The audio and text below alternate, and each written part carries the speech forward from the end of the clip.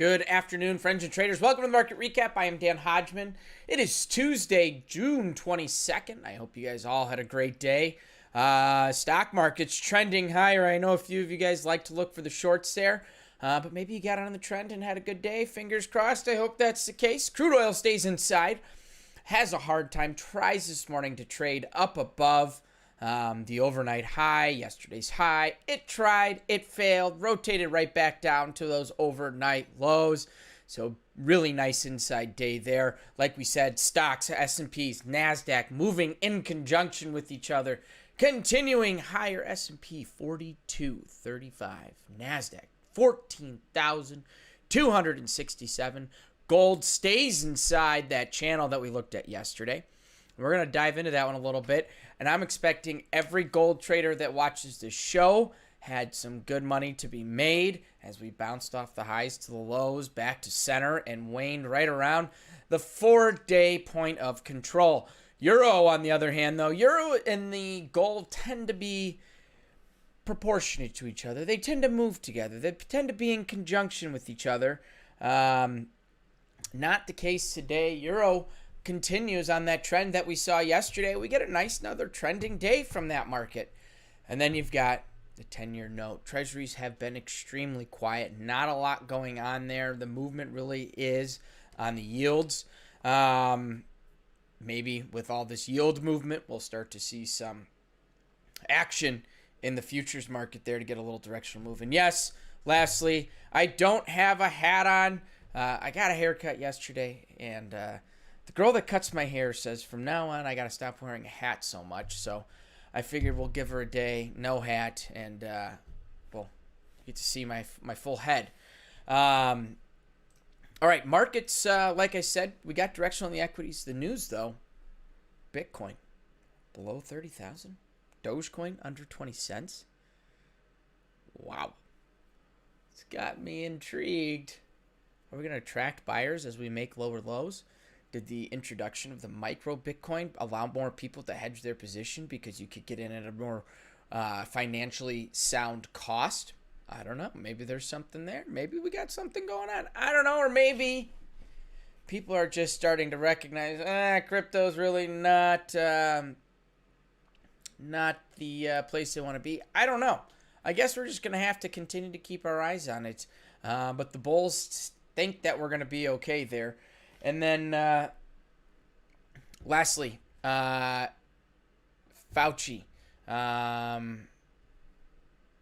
This is what he says. This Delta variant of the COVID could be the greatest threat to the nation's effort to eliminate COVID. I don't know what to think, but I'm reading it as it comes across. So let's go ahead and take a look at these markets here and see what we've got going on today. Also, just want to say hello to everyone. Before we get sidetracked, Tanya, good to see you. Norman, Greg, Jay, Tanya, I got long and Globex for 8.5-ish points. Gave back a little, trying to get long on a pullback I didn't believe in. Didn't short it though. Okay, hey, that's progress, moving in the right direction. Jerry is awake. Good to see you there. I putted the Qs at the close. I'm not really sure what that means, Jay. Bill, good to see you. Greg, so you're just going to ignore China? Greg, that's old news on the Bitcoin. More's coming out with Bitcoin. We talked China last week and the week before with Bitcoin. Tanya, you sold yours last month. That's not a bad out. Awesome. And Sean, good to see you. Let's go ahead and take a look at these charts here and see what we got going on. Like we said, crude oil today, it opened up and it rallied. And you know what? It rallied nicely to a couple areas and then moved through them even. So we opened up. We moved right to settlement price. Now, here's where we open. We opened right at 72.90. Let's just call it. Keep it simple. We have settlement price up here at 73.12. So 22 cents, 23 cents in a potential profit off that move. So as we open up, we can't sit here and think my opportunity is closing the gap to settlement price, because where do we find that risk? Well, truthfully, we're happy to be long lower.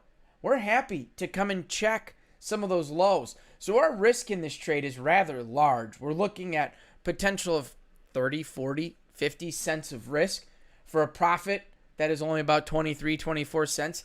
Doesn't add up. We want asymmetric trades where risk is smaller and our reward is great. So we're not getting in on this trade closing the gap.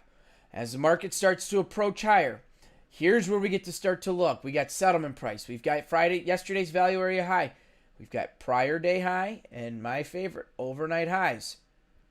So our overnight high right here at 73.36. This is an opportunity to start thinking about some sort of trade. Our risk in this was, and again, hindsight, right? We're just seeing what it would have been the total of risk to be in this trade if we were to short at the highs of the overnight session. So we're looking at about 11 cents of risk.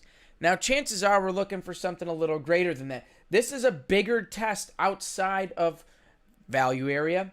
But the reason we're looking at this trade is because we have 2 points up above that kind of give us a little bit of something to look for if we're looking at short.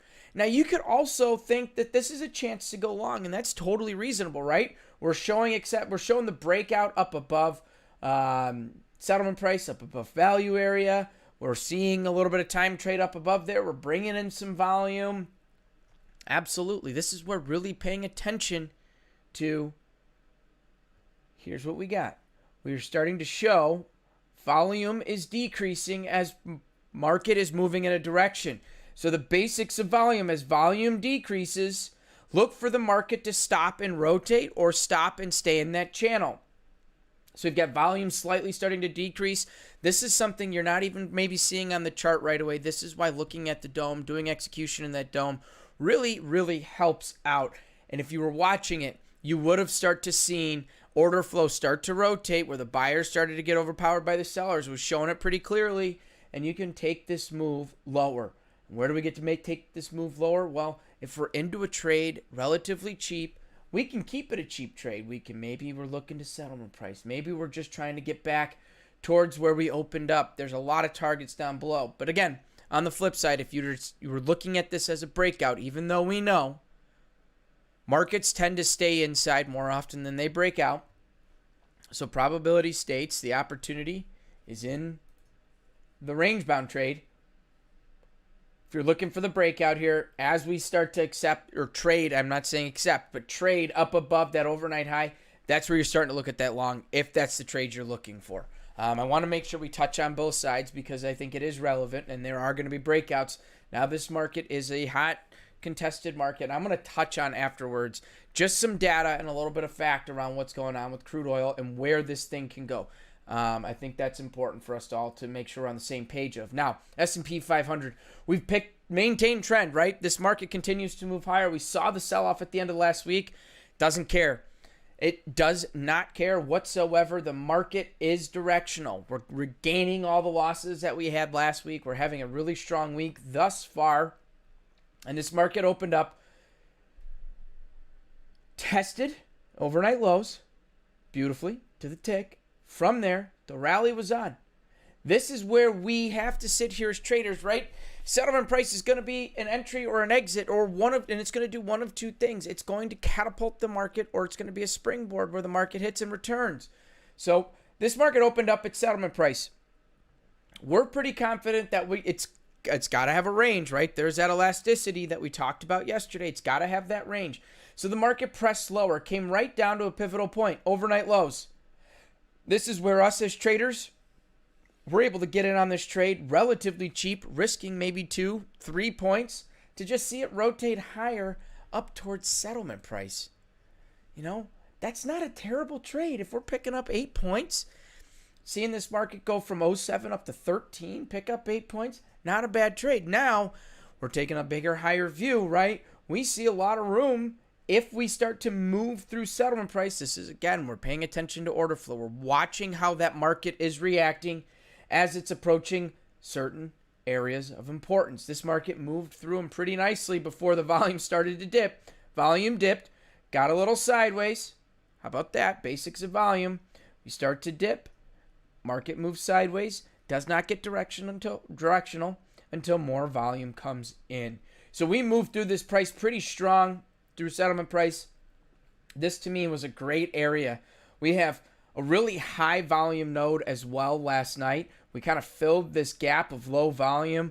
Really a good chance for an opportunity there.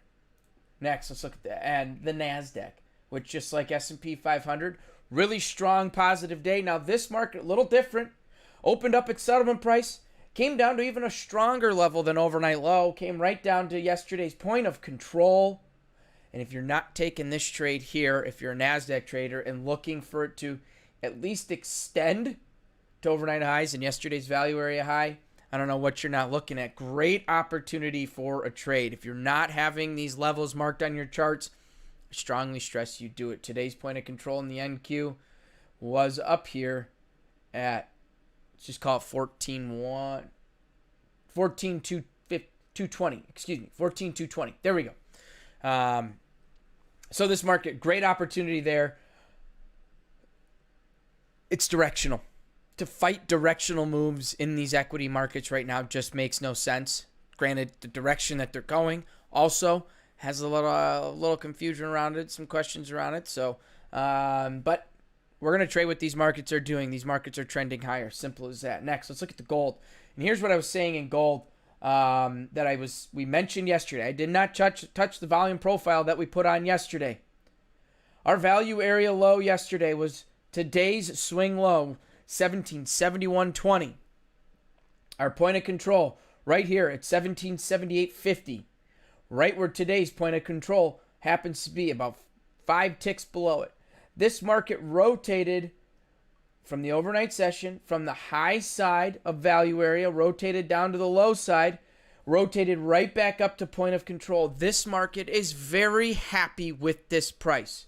So going forward, we're going to continue to keep an eye on this range. To me, there is no question. Oh, and look at that. We rotated higher to settlement price, value area high, and came right back inside. This is quite the channel defined for us where we can start to look for some opportunity. And until this market truly shows acceptance up above where it gets a little directional, I'm going to be using it. Maybe not just value area. Maybe I'm going to start to keep an eye on some of the swing highs that we've had in here. Maybe some of the swing lows. We'll see are we forming a wedge pattern? Are we going to see a breakout from that wedge? There's a lot going on. So just things to pay attention to. This market is inside. It is priming for a directional move. Just be patient. And once you get it, try and let those winners run. Next, let's look at the euro. Like we said, euro got a little life yesterday during regular trading hours. Same thing here today. Sold off a little bit in the overnight session. Came right back to where we opened up yesterday and found great support, which happens to be the overnight low. This market rallied to settlement price, broke back down. Once we got through settles, this took a little bit, but once it got through that settlement price, it made a really nice directional move. Now, it's not often we get that in the euro. So if you're a euro trader, really, to me, the opportunity is defining that channel early. That channel says, watch those overnight lows. We talk about them all the time. We're seeing this market stay inside. This is where I was trading. I was going to catch the beginning of this, and that's it. That's my style when it comes to trading the euro. I'm going to try and catch the bottom. I'm going to catch the tops. I'm going to try and just fade those little extremes there to chip away at a little bit here and there. It's not often, again, like I said, we get very directional trades during regular trading hours. Next, let's look at the 10-year note, and we'll get the heck on out of here. 10-year note opened up right at settlement price. We moved lower to overnight lows. Just missed them slightly. Again, when we say just slightly, you know, the other markets just slightly might be a few handles. This is 1, 2, 3, 4 ticks, give or take. So not a huge move. Not a huge, or maybe 3 ticks. Not a huge move. Away from that overnight low. So we broke down to overnight lows. You saw yields starting to slightly dip. Buyers came and scooped this thing up, and basically we just kind of extended yesterday's regular trading hour range. We checked the lows, we rallied to the highs, and from there, small pattern to the side. Again, it's really tough to look at these markets and try and define where we may go or where we may see some opportunity with it when it is such a tight market. But we'll definitely continue to keep an eye on it and see where those opportunities lie. I think it's always important for all traders to, without a doubt, be watching a treasury market. 10-year note, one of the largest traded markets in the entire world.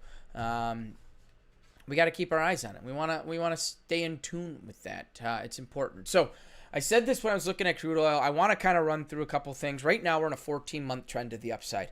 Demand is up. Supply is backing off. API being a prime example. Speaking of API, we have had no increase. We've only had draws in API for the last 3 months.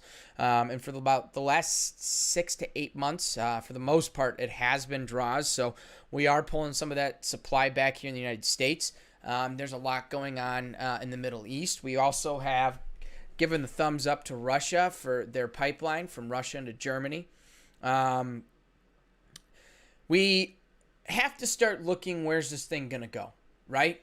From a technical standpoint. There's a lot more fundamentals that are involved. Introducing new suppliers probably as price continues to go higher. More people are going to be looking to get involved and take advantage of the price. But right now, $75 is going to be where that 32-month high is.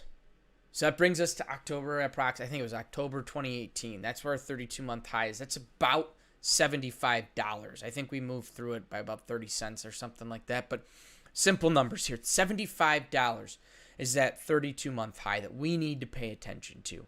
If this market starts to trade up above $75, going back even more, and there's a huge gap from 75 up to $93. Or not gap, I should say straight shot.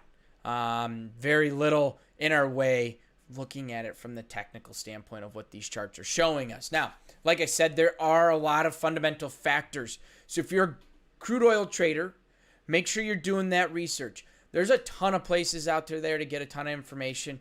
And honestly, you can just Google there's like websites just that their job is strictly what's going on in the WTI and the Brent oil markets. I recommend doing some research, diving in on that stuff just a little bit. Let's